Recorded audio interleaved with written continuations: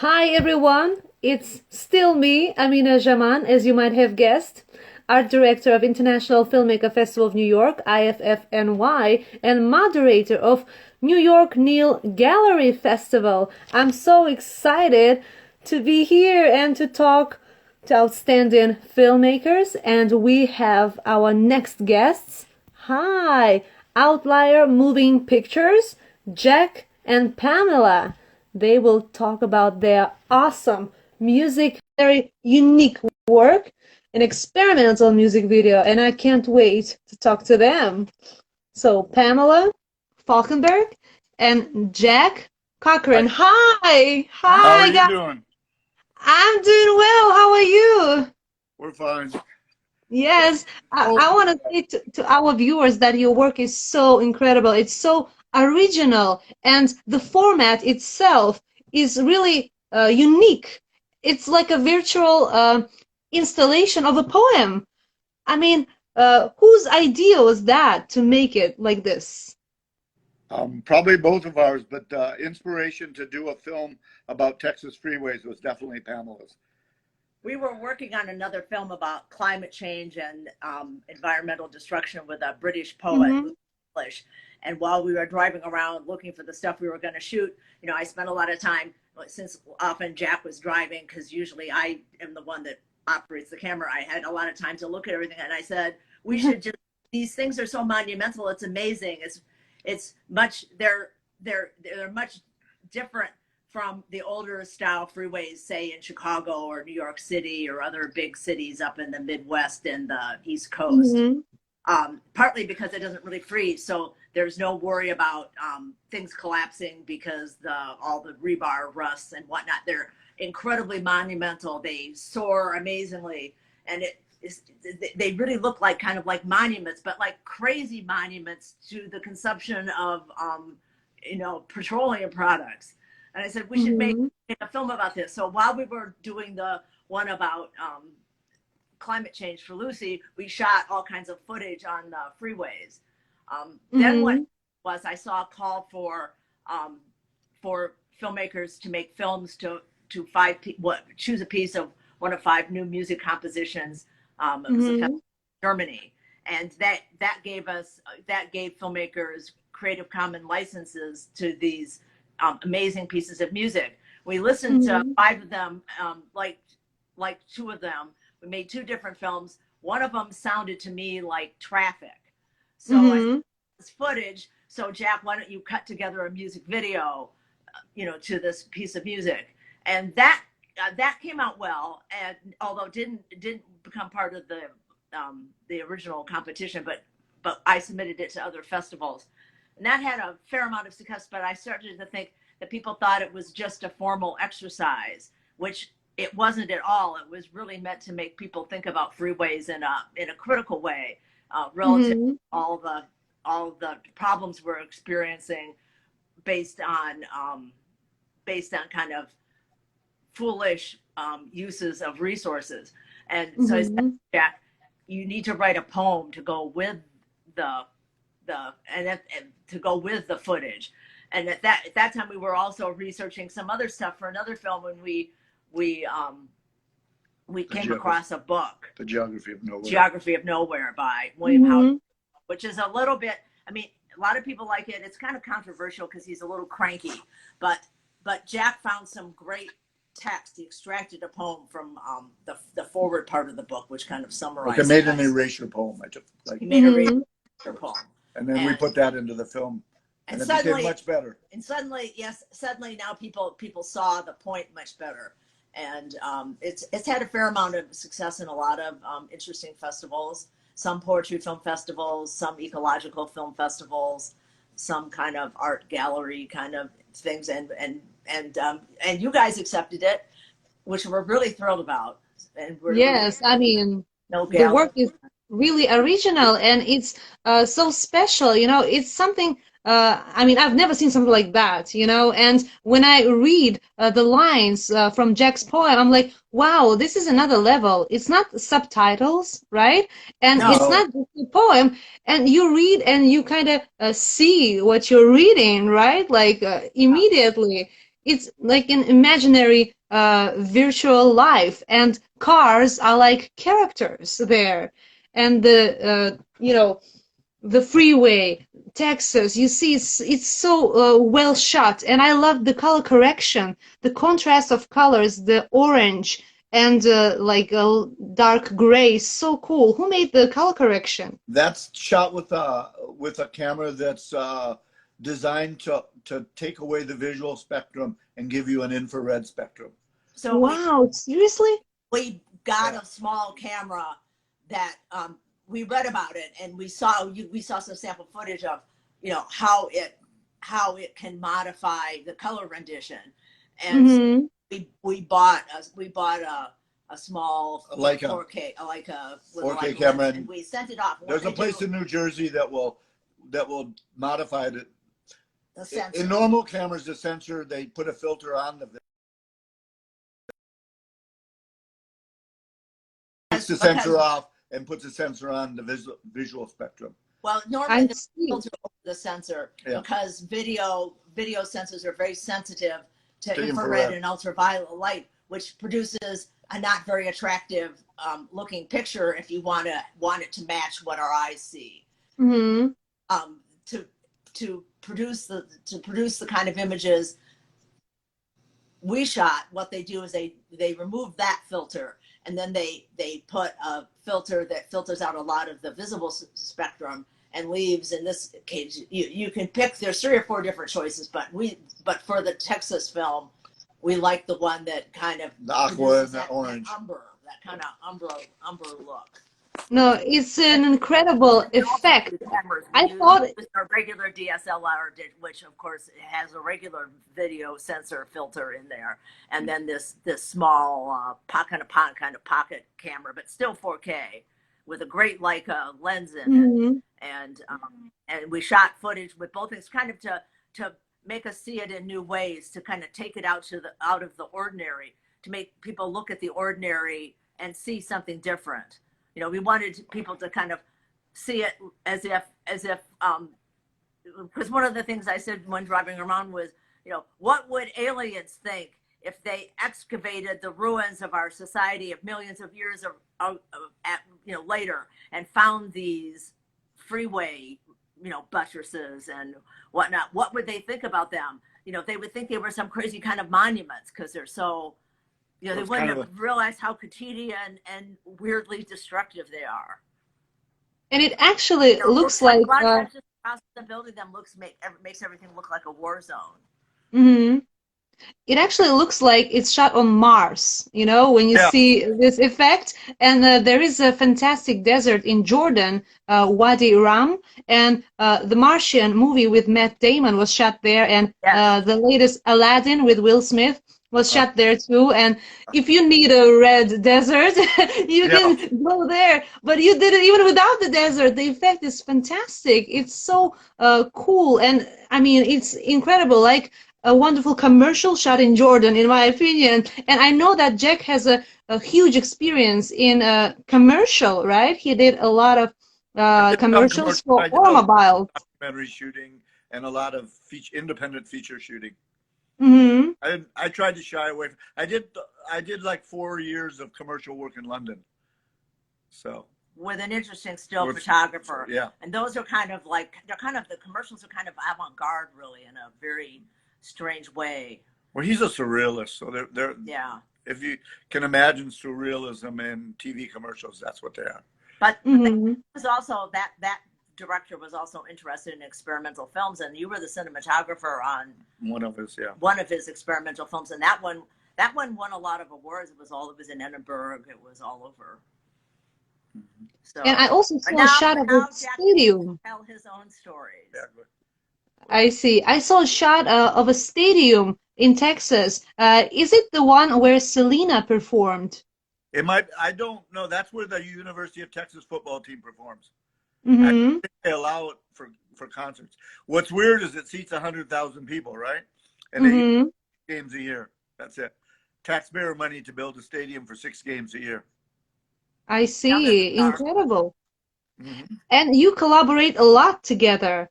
and you did many projects together. Yeah. So what are you working on at the moment? Another collaboration with each other? Yes. Yeah, we're partners as well as partners in outliner Life. moving pictures. We met in graduate school when we were young, and we That's made films incredible. together then. And but Jack didn't really want to finish. We were both in the PhD program, and we were both also wanted to be filmmakers. I actually got them to change the rules so that I could have filmmaking as one of the areas of Hmm. for my PhD, which I'm pretty proud of that they actually had to change the rules to to let me do that. That's But incredible. Jack did not want to pursue an academic career, and he left for Hollywood. Hmm. And 35 years later, LinkedIn said he might know me. LinkedIn never said I might know him. Sent me a little message, and I thought it was a cruel joke of fate because his last name is common, you know. And it took me a little while but I finally realized, well, the worst had already happened. He left, and I never saw him again for like 30 years. What's the worst? Hmm. Why not click, send that email? And we've been making films now again for 6 years, 7 years. Yeah. Awesome. Right now is a project about Cancer Alley, which is one of the most polluted areas in the U.S. It has huge numbers of oil refineries and a lot of oil refineries. Petrochemicals. They produce basically the Plastics. components to make single-use plastics, which is Hmm. environmentally very dirty. There's many cancer-causing elements get in the atmosphere and the groundwater. And these plants went in because it's near the Mississippi River, near the Gulf of Mexico, near where the oil is, where the oil fields are in East Texas and in Louisiana. And and it's a poor area. It's an area where a lot of former slaves live, and we're doing, working. Well, it was founded by slaves after the Civil War. Yeah, but that community doesn't have a lot of power to complain when a great big multinational company wants to put a giant oil refinery literally sometimes in people's backyards. I mean, we have some amazing footage where you can see, modest, rural houses, and then in the background is this giant oil refinery spewing all kinds of stuff into the atmosphere, which raises a lot of interesting questions. I'm also wondering if what that looks like. I'm also wondering if Jack considers putting a voiceover and read his poem in his next film music video. So when author reads his own lines with his own voice and maybe be in the shot and Pamela will shoot it. Have you ever thought of that? Well, we actually made our first film together when we got back together was based on Jack said, I have some writing I want to show you. And I don't know what I thought it was going to be. I mean, it turns out he also was a writer. I mean, before he ended up in the film program, he got an MFA in creative writing at the Creative Writers Workshop at the University of Iowa, which is now, but he never told me any of that. So I was kind of surprised when we got back together. He said, I have some writing I want to show you. And then I learned that, he had been writing ever since he was young, and he'd been in the writing program before I knew him. And he did show me the stuff, which was, he used to take a lot of Polaroid pictures, just of weird things that were happening. And then he started writing poems about them. So, and then he'd been collecting them for many years. He wrote these over many years, and that's what he shared with me. And he asked me, what did I think he should do with it? And I said, well, it could be a lot of things. You could publish it as a traditional book where the Polaroids, would just be illustrations at the start of each book. Or I said, you could, reproduce those photos somehow, and you could it could be like it'd be a box of things. It'd be a box of the short poems and including the photos, and people could kind of, like make their own book out of it, or, read it and whatever, it could be a kind of an interactive non-book poetry experience. It could be a website where we would put the poems up and the pictures up, and people could click around, and whatever. But I said, you're a filmmaker. Shouldn't it be a film? Yes, why not? So you we have made the film, and in that film I read all the poems and I'm in the film too. But So. we shot all kinds of other crazy things. So yeah, that when Jack is reading his poems, I shot all of that, and both of us shot the rest of the other, and then there's a bunch of found footage in there and a bunch of other things, and that is quite odd because it's kind of an experimental film, but it's kind of something else. I mean, it's kind of like it's a collage film, it's an essay film, it's a poetry film, it's an experimental film that doesn't tell performance film. It's got some social criticism in there because he talks about like the weird language that they used when they were interrogating people after, in all the stuff that happened after 9/11 when they were trying to like catch the terrorists, and they would call things renditions. It's about rendition. Yeah. Mm-hmm. But of course, it's all a way of whitewashing it. It's not admitting what you're really doing. Mm-hmm. Rendition, call it rendition. Don't call it torture. Call it. Mm-hmm. So there are a number of So we've done that a bit. Although I don't really like being on camera. See, but I'll we are working on another new poetry film. But that's very slow because it's kind of family history and the circumstances, the kind of social circumstances when Jack grew up. My first trip to the South, where he discovered that there were dual restrooms, restrooms for segregation. blacks. Segregation. If you grew up in the Midwest, it was, the North isn't perfect, but life isn't perfect in general. Didn't actually segregate. Yeah. So that's a shock. That's a shock to a young kid if you travel down south. Mm-hmm. I see. Mm-hmm. And I also liked that some of the words were blurred and some, could be read, right, in the movie. Yeah, that's the point. That's you take a page and you erase the words you don't want, and you highlight the ones that you do. And end up with a poem. So we wanted people to kind of see the process, which is why those are the actual lines in the book, and then we blurred out the ones that weren't part of the poem. Mm-hmm.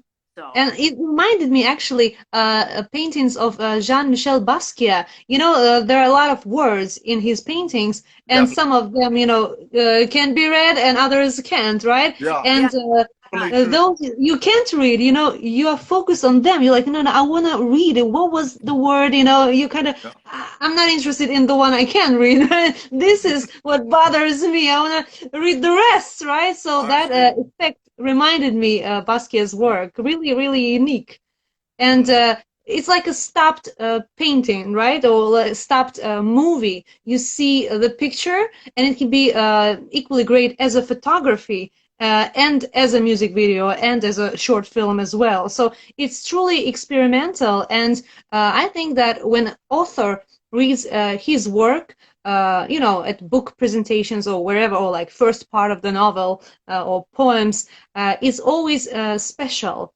And the audience loves to hear true emotions, true feelings of an author. Nobody can read it better than an author, in my opinion. So do you consider some artistic events where you can show your films and also read your poems? Yeah, sure. Mm-hmm. And where we haven't done it yet, but if, I'd certainly accept an invitation to do it. Mm-hmm. And where can people read your poems? Are they published, or they will be published soon? I would love to have them published, but I'm too busy making films to ever organize them. So I guess they're being published in the films. In the films right now. Some of his work. There are some shorter films that are publicly available. We did a series of film poems that met the requirements, to be posted on Instagram, because the videos kind of have to be on Twitter under a minute. Yeah. So we did some Twitter poems. Those are on our various we have a site for that. It's Cine Tweet Instagram at Cine Tweet Poems, and there's some poems posted there. And one of his personal poems is there about the death of your brother. That one's on there. Bereavement, it's called. And there's a few. The ones that are up on Twitter are a lot of. if you go to our Instagram page, some of our very shortest poems are, if you read the comments, people can go, there's links that you can travel to get to the short poems on our. Yeah, it's really cool. Our website has a few of the short poems. A lot of film festivals, feel like it's hard to attract an audience. So it's kind of a, we tried putting things like just up on our website, but of course we need people like the Nil Gallery to help us find an audience, because there's so many sites. How do they find you? Well, you need good, you need curators. Curators are very important. And platforms where you can share your art with the audience. Yes, and where people can find curators that they trust, and they will go there. They don't have to, you don't have to become hugely famous as an individual if there are good curators that put together programs that attract good audience. I mean, the Nil Gallery is one good example. Pleasure Dome out of Toronto is another really great group of curators. They put a really nice show together, Pleasure Dome, about a month ago, and they I see. And we were finally we were really proud to get it to be actually screened. We had earlier ones, but it depends on whether the curators find that your films fit into a program. And we finally, it was Scary Places, Shapes and Sizes, in fact. So that was the one that was just in there. And we've been fortunate to find some festivals that have really kind of supported us consistently over the years, that are kind of festivals that are kind of interested in quirky, experimental, unconventional kinds of films. Buffalo International Film. Queen's World, some various poetry festivals, Zebra, Obayal. So we feel very grateful to have found some places that somewhat consistently give us, help us find an audience, because what we found is that we find more. It is hard to generate a following because there's just so much out there. And how do people find you? And New York Elite Magazine just texted that New York Nil Gallery has referred you guys for follow-up interviews as well. We're excited to hear about your projects as well. So they will connect and contact you after this IG Live, and you can share more about your work. That will be fantastic. They are our informational supporters and partners, and we are so excited to have you in our program because your work is truly original and it's something new. The format itself is on the edge of music video and short film and installation. As I said before, I have never seen anything like that, and that's why I remember it immediately. When it's original, you remember. When it's a copy, anyone can copy. Not everybody can create something new. So following her heart and doing something new, taking a risk. And you took a risk and made something truly special. And I really love that work. And I wish you best of luck with other projects. And I can't wait to see more of your work, more installations, and I can't wait to read Jack's poems and watch, Pamela, your films. And you are co-directing projects, right? You are both directors, both writers. And even though we divide up the credits, we really collaborate pretty fully on everything, other than they're Jack's poems, but on the other hand, I see them. She added some. Yeah. She added. You write. She edits, right? And then together you. Together we come out with something that's okay. And then when the thank you credits come, you're like, oh, I'd like to thank Pamela, and I'd like to thank Jack, right? Thank you for your kind words. Yes. They're very much appreciated. Yeah, it's my honor, and it's incredible to meet you virtually, and just as to see your work virtually, and of course live on a big screen. It's twice greater, no doubt, but you can feel the style, you can see it, and you can never confuse it with anyone else's work. Just like Jean-Michel Basquiat's paintings, you just know that this is Basquiat, nobody else. You just know that. So thank you so much, Pamela. And thanks a lot, Jack. I wish you never-ending inspiration for new poems, new books, and new films. And can't Okay. wait to see your other projects in the future, in the close future. Yeah. Okay. Yeah. Bye. Thanks. Bye-bye. Bye. Thanks for your time.